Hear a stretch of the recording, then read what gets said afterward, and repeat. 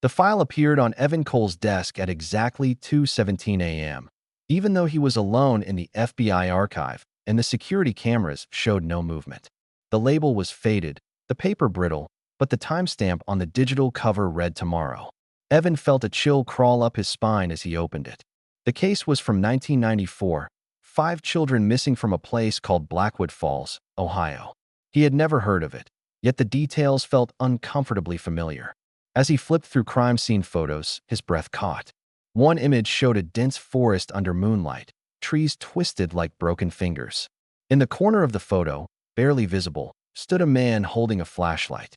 The man was Evan. Same coat, same scar on the hand. His reflection in the glass confirmed it. Panic surged as he checked the metadata. Unedited, authentic. Then his phone buzzed.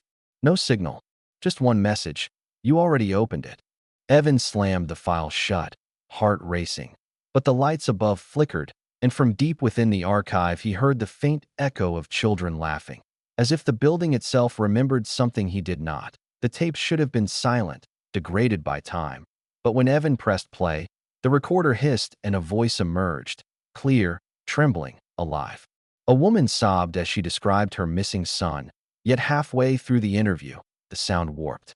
A child whispered softly, directly into the microphone, "Why didn't you come?" Evan froze. He rewound the tape. The whisper was gone. On the third play, the voice said his name. He shut the recorder off, hands shaking. Outside, Blackwood Falls looked ordinary in daylight. Rusted signs, quiet streets, too quiet. Locals stared at him with polite emptiness when he asked about the missing children. No kids went missing here, they said, all using the same words, the same tone.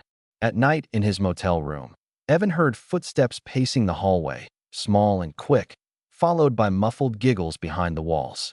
The bathroom mirror fogged on its own, and finger marks appeared, counting numbers downward. When he wiped them away, the glass cracked. He realized then that the evidence wasn't changing, the town was. Or maybe it always had, bending reality to protect a secret buried deeper than any grave. The address led nowhere. GPS lost signal, maps refused to load, but Evan followed instinct until the road narrowed into dirt and stopped before a house that felt wrong. No mailbox, no numbers. The air around it was colder. Inside, the walls were plastered with missing posters, their dates spanning decades into the future. Faces shifted when he wasn't looking, eyes tracking his movement. In the basement, chalk symbols covered the floor, circling a crude countdown. 3 days left. The floorboards groaned as if something beneath them stirred. Evan's flashlight flickered, and for a moment he saw children standing in the corners, unmoving, eyes black as ink. When he blinked, they vanished, replaced by handprints pressed into the concrete, still wet. The door slammed shut behind him. Panic surged as the walls seemed to breathe, inhaling his fear. A voice echoed from below, slow and patient. Every witness stays. Evan escaped only when the house shuddered violently, spitting him back onto the road. Behind him, the house was gone, replaced by trees.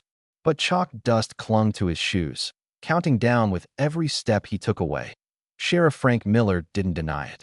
His eyes were tired, older than his face, as if he'd been awake for decades. He poured 2 coffees and spoke without emotion. The children weren't taken by a person, he said. They were given. Long ago, Blackwood Falls made a bargain to survive, a promise sealed in the forest. Every 30 years, something beneath the trees demanded payment to stay asleep. Children were chosen because they were pure, because they were quiet sacrifices. Evan's stomach twisted as Miller admitted the truth.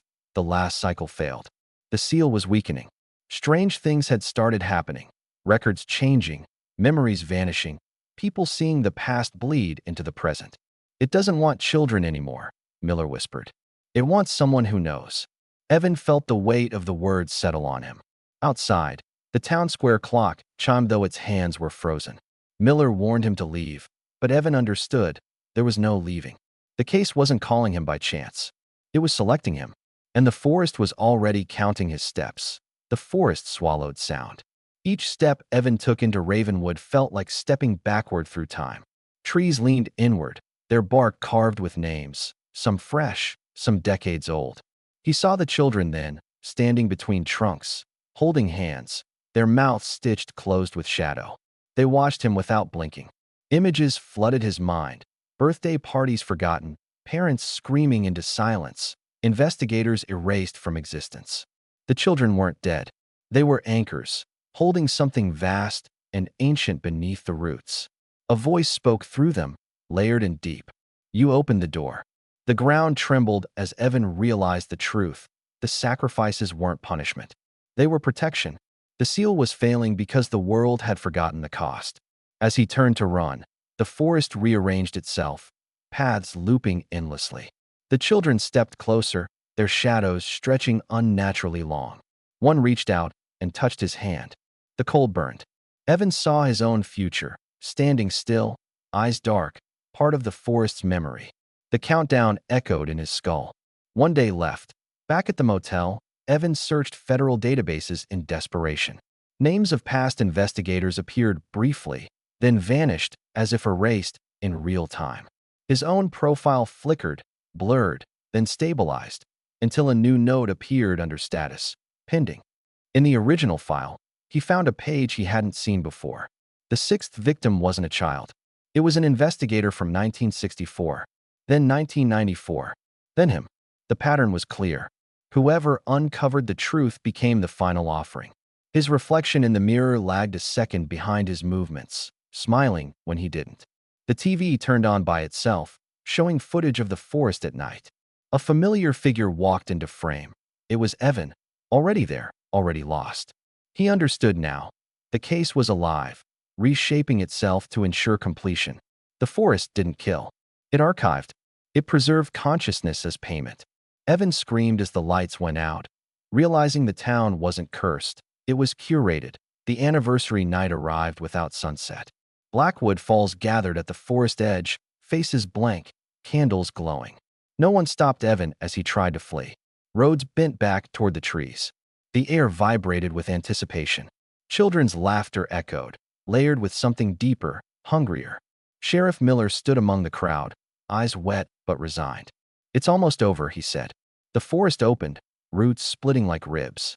Evan felt pulled forward, memories slipping. His childhood, his name, his purpose. He tried to record a message, but the audio distorted into static and whispers. As he crossed the threshold, the children stepped aside, making room. The ground closed behind him. The town exhaled. Candles went out one by one. Blackwood Falls returned to normal, quiet, safe, for now. Morning came elsewhere. In FBI headquarters, the database updated smoothly. Case closed. No anomalies detected. Evan Cole never existed. Years later, a new analyst browsed archived files and paused at an unfamiliar name, Blackwood Falls. The timestamp read 2054. The photos loaded slowly. One showed a forest under moonlight. In the corner stood a man holding a flashlight, eyes dark, watching through the screen. Somewhere beneath the trees, Evan felt the case open again, and the forest smiled, patient as ever.